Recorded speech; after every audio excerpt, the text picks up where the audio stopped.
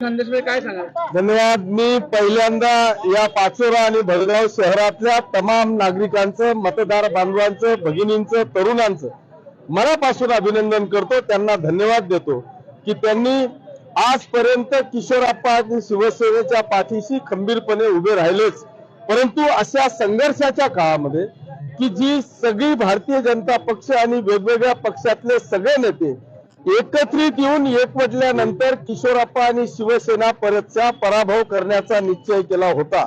परंतु यांनी गेल्या 10 वर्षापासून शिवसेनेशी केलेली गद्दारी, गेल्या 10 वर्षापासून शिवसैनिकांच्या पाठीत खपसलेला खंजीर, याचं उत्तर मला वाटतं माझ्या पाचोरा आणि भडगाव शहरातल्या तमाम जनतेने दिलं। त्याच्यामुळे आजचा हा विजय मी पाचोरा आणि भडगाव शहरातल्या तमाम जनतेला समर्पित करीत आहे। आपलं शूट पडतंय, आपण त्यावर काय सांगाल? पहिली गोष्ट म्हणजे मला सोशल मीडिया, व्हॉट्सअप, फेसबुक पाहायला वेळच मिळत नाही। त्याच्यामुळे कोणी काय दिलं होतं याच्याही पेक्षा माझ्या पाचोरा आणि भडगाव शहरातल्या तमाम मतदार माता भगिनींच्या जनतेवर प्रचंड असा विश्वास होता, आहे आणि भविष्यातही राहील। त्याच्यामुळे कोण काय म्हणत होतं याच्यावर मी कधीच लक्ष घालत नाही। माझी जनता माझ्याशी काय म्हणते याच्यावर माझं पूर्ण लक्ष राहतं।